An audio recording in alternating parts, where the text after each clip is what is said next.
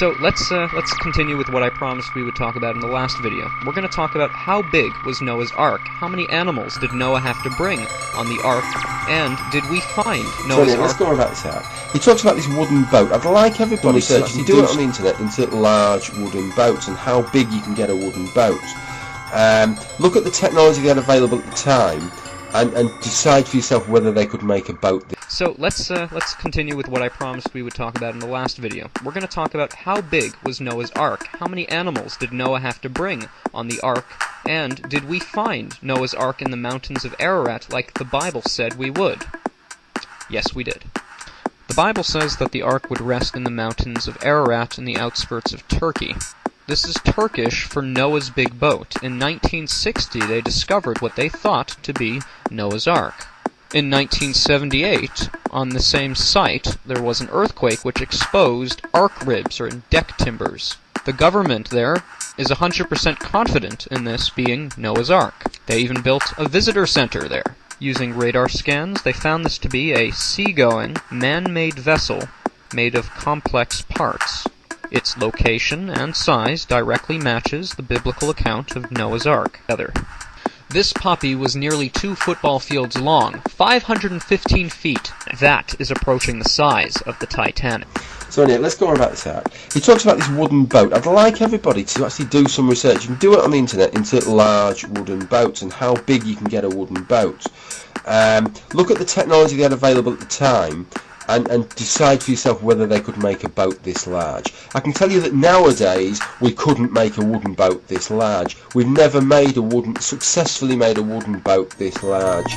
The largest wooden boats we've had are along this kind of size, but they've had large amounts of metal strapping and metal superstructure to hold the wooden frame together, because when you make a wooden boat of a certain size, as it tends to bend and flex, it tends to take on a lot of water, and it tends to be it's just not rigid enough. It's just not strong enough, and this is a problem. This is why we don't make huge wooden boats. Primarily, we make them out of steel.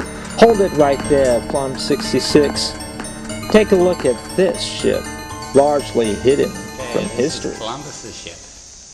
It's a pretty big ship, but it's not that big, because this is a model of it, and right behind it is the model of Jung He's treasure ship, which was close to 500 feet long.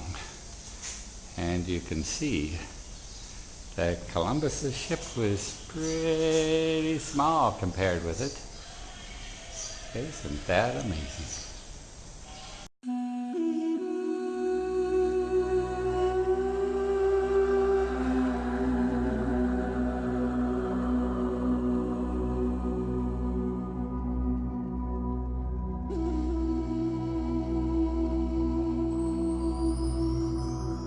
During a time of great prosperity and peace in the flourishing garden of Islam, when philosophers and scholars excelled all others in the quality of their writing, and scientists and inventors devised the most marvelous of innovations, adventurers and travelers would go where none of their kind had gone before.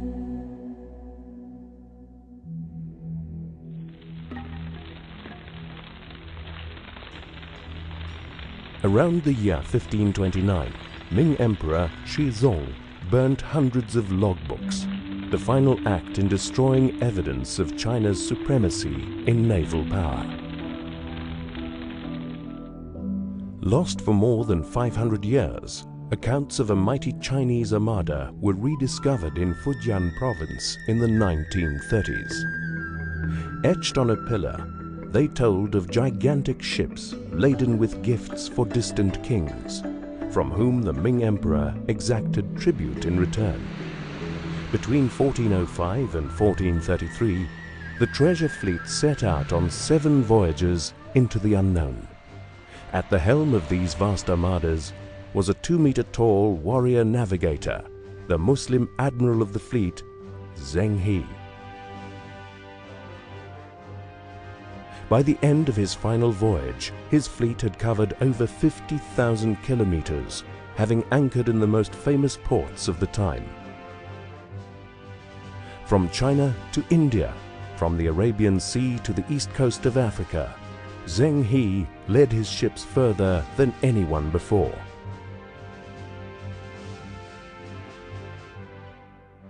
Following the religion of Islam, the technological king of ancient shipbuilding was the most successful ship design in history. The design could be applied to junks of all sizes, from smaller river craft to massive ocean-going liners. In 1421, a fleet of these massive ocean-going junks was built, called the Treasure Fleet. Some of the boats in the fleet were the size of a football field. Ancient Chinese mariners used them to complete huge voyages. Some people believe that they actually crossed the Pacific in junks like this one and discovered America. The theory is made even more amazing because some believe the ancient Chinese made their voyage of discovery 71 years before Columbus. China's maritime past is one of the most glorious chapters because it's unique. It approached all kinds of problems in its own way, unrelated to anybody else's, usually much earlier than anybody else. The first question is whether the Chinese could have built boats big enough to complete the voyage. To help solve the mystery, a replica of the Zheng He treasure ship has been constructed.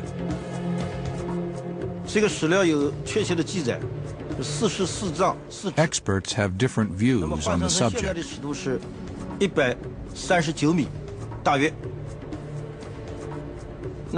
But we believe that the original treasure ships commanded by Zheng He were up to 450 feet long, judging by excavated items. In Nanjing, there is evidence of an even bigger boat. We found 3 huge rudders at the dry dock on the same site. This shows the scale of the ships built there. It also shows that 3 ships were maintained there at the same time. Gavin Menzies